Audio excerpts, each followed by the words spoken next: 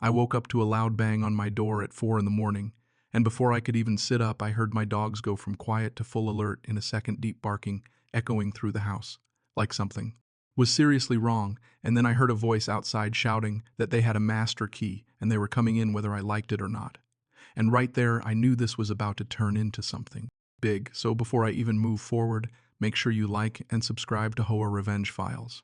Because this story starts in the dark and ends with a lesson no one in that neighborhood will forget. I got out of bed fast, but I did not rush blindly, because when you hear something like that at that hour, you do OT assume anything good. I checked my phone, saw the time clearly, and then I moved toward the door while keeping my voice calm, telling whoever was outside to stop and identify themselves.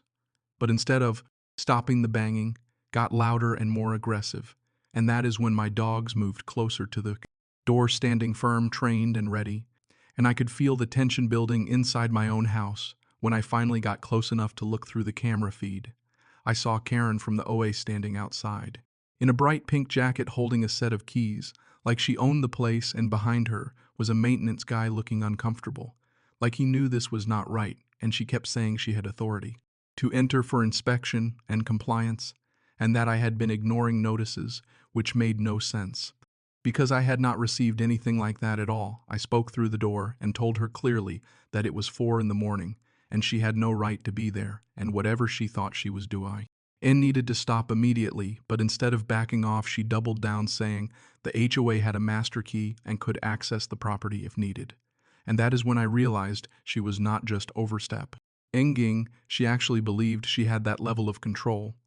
My dogs were now standing right behind the door, focused and alert, not aggressive, but ready, and that changed the energy outside, because even through the door you could hear them and see their shadows moving, and the maintenance guy stepped back.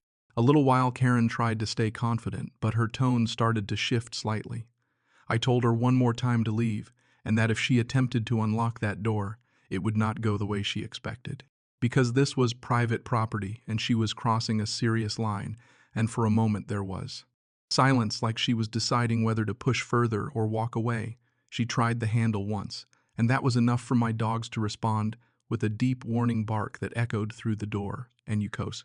I'll hear the hesitation immediately from outside, because whatever authority she thought she had did not prepare her for that kind of response.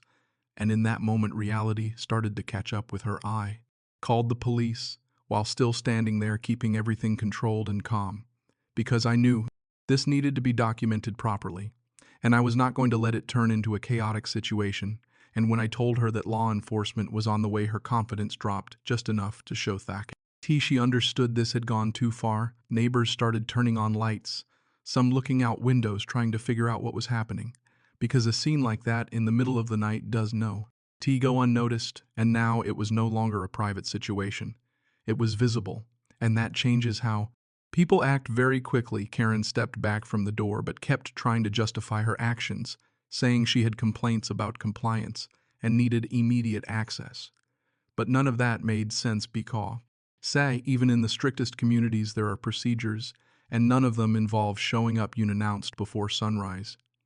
Trying to force entry when the police arrived, the situation shifted completely, because now everything had to be explained clearly and accurately. And when they asked why she was there at that hour trying to access a home without permission, she struggled to give a solid answer, and that was the moment where the entire situation started to fall apart for her. I opened the door, briefly keeping my dogs behind me, calm but present, and explained everything from my side, simple and direct, showing that I had no prior notice, and that she attempted to enter using what she claimed was a master key, and once that information was on record, it became very clear that this was not enforcement, this was overreach. The officers spoke with her separately, and the tone of that conversation was very different from how she had been acting earlier, because when authority meets actual law, the lines become very clear, and she was now on the wrong side of those lines, and there was no way to spin it after they left. I stayed up for a while thinking about what had just happened, because it not just about one moment, it was about a pattern of behavior that could have escalated if it was not stopped right there, and I knew I had to handle this properly, not emotionally, but strategically. Because situations like this need a response that goes beyond just that night. The next morning I did Not treat it like a small incident because it was not small at all. Someone showed up at my door before sunrise claiming authority that did not exist and tried to use it to get inside. And if I ignored, that it would only invite more of the same. So I started by writing everything down in detail. The exact time, what was said, how she acted, how the maintenance guy reacted, and how my dogs responded. Because clear timelines matter when things move forward, I requested a copy of the police report and on. I had it. I added it to my documentation, along with the camera footage from my door, which showed her attempting to use that key, and the moment she stepped back after hearing the dogs, and seeing that sequence from start to finish made it impossible to twist the story into something else. I sent a formal notice to the HOA board, not emotional, not aggressive, just direct and structured, explaining what happened, attaching the report and the footage, and asking for a clear explanation of how any board member believed they had the right to attempt entry into a private home at that hour without consent or notice, and I made it clear that this was a serious violation of boundaries and could not be AGN.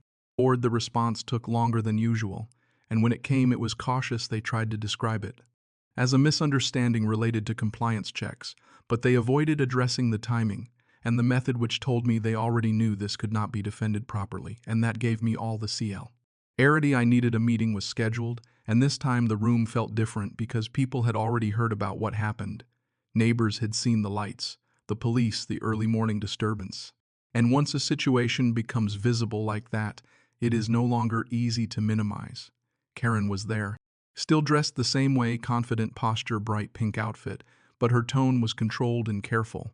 And that shift alone said a lot, because confidence based on assumptions does not hold up once CTS are on the table. I walked through everything step by step. The lack of notice, the time of the visit, the claim of a master key, and the attempt to use it. And then I showed the footage and placed the police report in front of them. And once all of that was presented together, there was no room left for interpretation. When asked directly why she believed she could enter, she said she thought urgent compliance issues allowed immediate access, but she could not point to any rule that supported that. That moment changed everything, because belief without policy is not authority.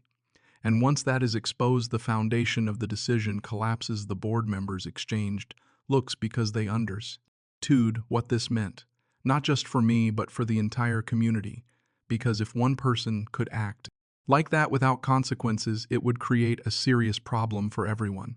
And that is when the focus shifted from explaining the situation to correcting it. The outcome was clear. The board issued a formal apology and confirmed in writing that no AOA representative has the right to enter a home without proper notice and consent, except in true emergencies defined by law. And what happened that NIG HT did not qualify as anything close to that.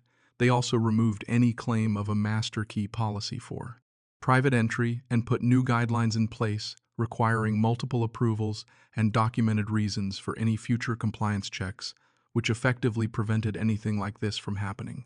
Again, Arn's position was reviewed, and her authority was limited significantly. Every action she took from that point required oversight and approval. And while she remained on the board, her role changed in a way that made it clear the trust placed in her before was no longer there for me. It was not about winning or proving a point. It was about restoring the boundary that should never have been crossed in the first place, and making sure the system worked the way it was supposed to. When challenged, Arlie, looking back, the most important part was staying calm in that moment at 4 a.m, because reacting with anger could have escalated everything, but staying controlled allowed the situation to be handled in a way that led to a clear outcome based on facts, not emotions. Now I want to hear from you. If someone showed up at your door at that hour, claiming they had the right to enter, what would you have done? Would you have handled it the same way or differently? Share your thoughts in the comments. And if this story made you think about boundaries and accountability, then share it with someone who needs to hear it, and follow HOA Revenge Files for more stories where actions meet real consequences.